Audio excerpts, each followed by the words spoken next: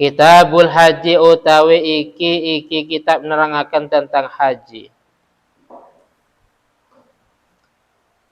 Definisi haji itu qasdul baitil haram lin nusuk, bertujuan ke baitil haram untuk melaksanakan ibadah. Wa syaraitu wujubil haji utawi piro-piro syarat wajibnya haji. Wa syaraitu wujubil haji utawi piro-piro syarat wajibnya haji sab'atu asya'a iku ana pitu piro-piro perkara. Iku ana pitu piro-piro perkara. Al-Islamu, yang pertama Islam. Wal bulughu, lan kedua baligh atau dewasa. Wal bulughu, lan kedua baligh atau dewasa. Wal aqlu, lan ketiga berakal sehat.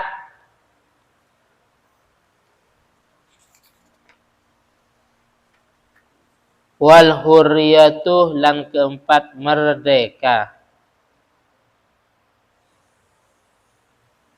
Wa wujuduz zadih, dan kelima adanya ongkos.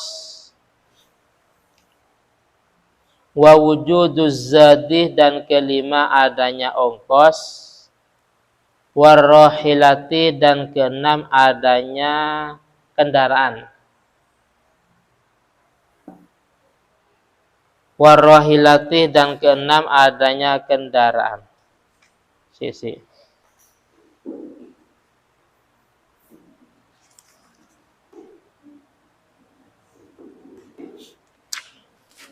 Ongkos dan adanya kendaraan. Ini berarti wa takhliyatut thoriqi, dan aman ing dalam perjalanan. Ini yang keenam. Berarti yang ketujuh wa imkanul masirih, dan mungkin bepergian atau perjalanan.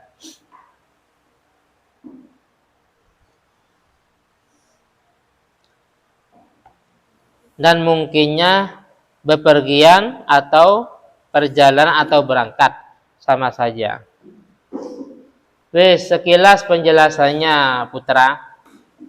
Definisi haji itu adalah qasdu baitil haram lin nusuk, bertujuan ke baitil haram untuk melaksanakan ibadah.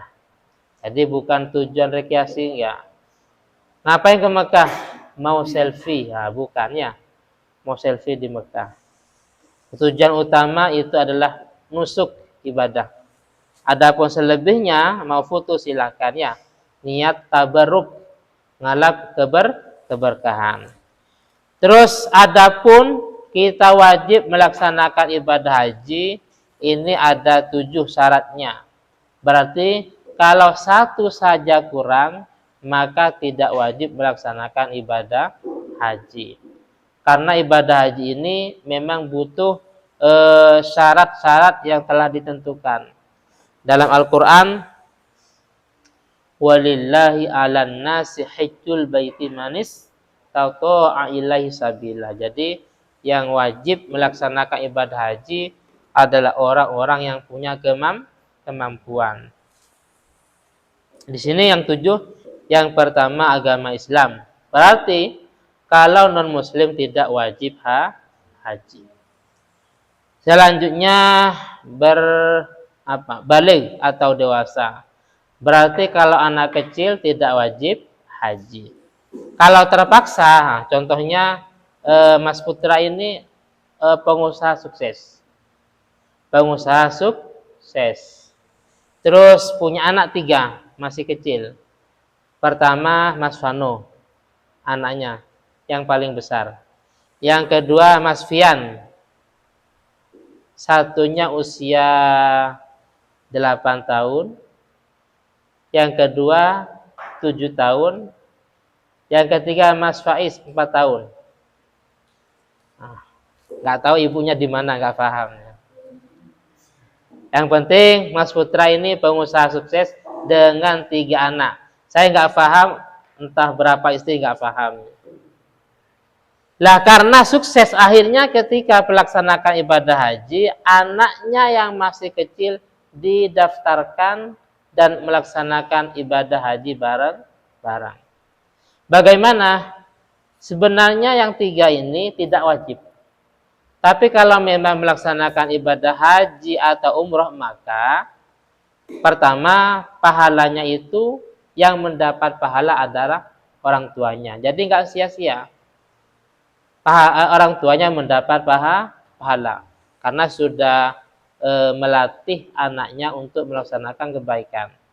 Cuman seandainya sewaktu-waktu kalau sudah dewasa, anggaplah usia 10 tahun atau mungkin sudah ihtilam, sudah mimpi basah, sudah dewasa, sudah baligh dan berakal sehat, maka yang 3 ini wajib melaksanakan haji. Jadi bukan berarti dengan haji yang dulu ketika usia 7 tahun, 6 tahun ini sudah gugur, enggak. Karena yang dulu itu tidak terkena hukum wajib. Jadi nanti kalau sudah berusia 10 tahun lebih atau mungkin sudah balik, sudah dewasa dan kaya, maka wajib melaksanakan ibadah haji. Selanjutnya berakal sehat, berarti orang yang enggak normal akalnya, entah gila atau mungkin karena semaput tidak sadar atau mungkin enggak sadar gara-gara miras umpamanya, maka tidak wajib melaksanakan ibadah haji. Merdeka, sekarang semuanya merdeka, tidak ada budak. Budak zaman dulu ya. Selanjutnya adanya ongkos dan kendaraan. Ustaz, sekarang kan kita nanti selama puluhan tahun, nggak apa-apa, yang penting sudah daftar. Paham ya?